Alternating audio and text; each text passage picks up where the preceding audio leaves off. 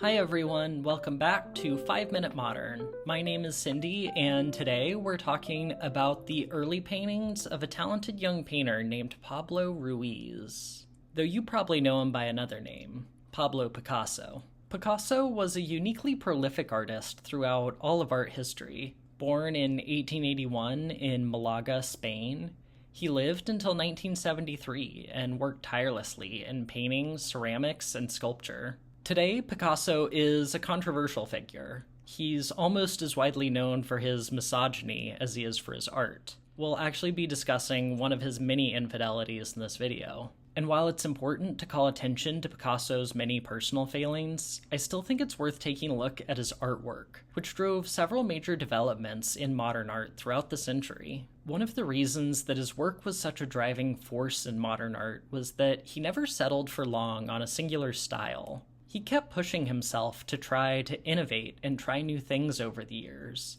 making several dramatic shifts over the course of his career.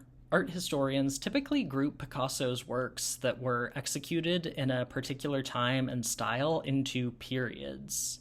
You've probably heard of Picasso's Blue Period, which is what we'll be discussing today. Beginning in 1901, the Blue Period paintings were the first major works of the then young Pablo Ruiz. Just before he began making the Blue Period paintings, he stopped signing his work with his father's surname, Ruiz, and began signing with his mother's surname, Picasso.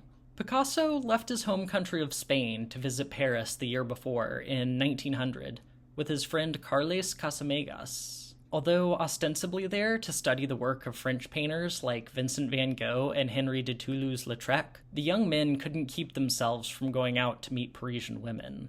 Casamegas, in particular, was struck by an intense infatuation with a woman he met on one of these outings named Germaine. Germaine rebuffed Casamegas' affections, which left him inconsolable. Picasso took Casamegas back to his native Spain to try to distract him, but Casamegas was insistent on returning to Paris the following year. Upon his return to Paris, Casamegas went to dinner with a group of friends, including Germaine. He suddenly stood up in the middle of the dinner and fired a bullet at Germaine, which missed, but then turned the gun on himself and died from the self-inflicted wound instantly. Picasso was horribly distraught by his friend's suicide. Though still living in Madrid when he heard the news, Picasso nonetheless moved to Paris within 3 months.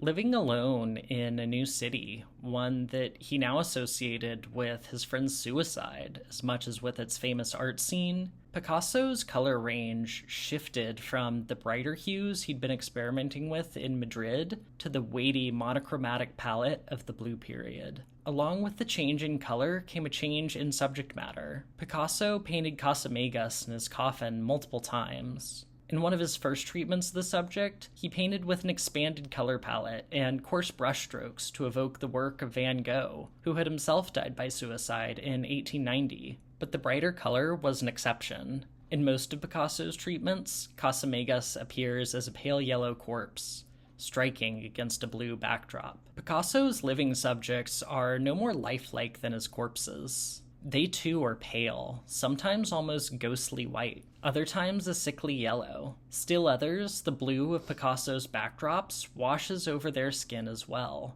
making them look chilled and fatigued. Just working on this video, I felt cold looking at these works.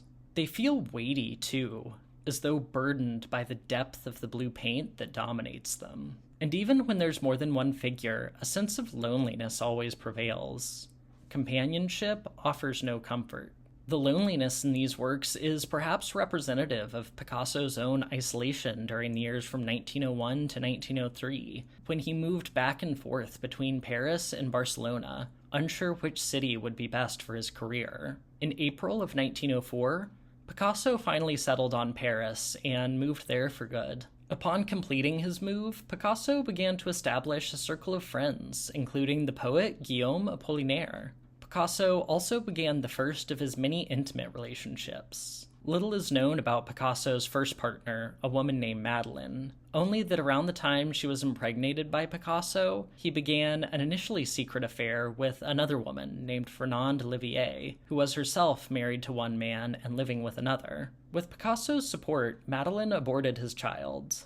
Though he continued to see both Malén and Fernand for a time, Malén gradually disappeared from Picasso's paintings as Fernand began to appear more and more. By 1905, Picasso and Fernand were living together. His spirits were buoyed by his relationship as well as by his increased financial success, thanks to the support of his first major collectors, the siblings Leo and Gertrude Stein. Gradually, Picasso began introducing soft pinks and red hues, and his subject matter turned from often elderly and isolated individuals to families and circus performers. There's so much to talk about with Picasso in the years that followed, but most historians agree that the Blue Period was when his works first truly crystallized into something unique. Please let me know in the comments down below if you'd like more videos on Picasso and what you think of these Blue Period works.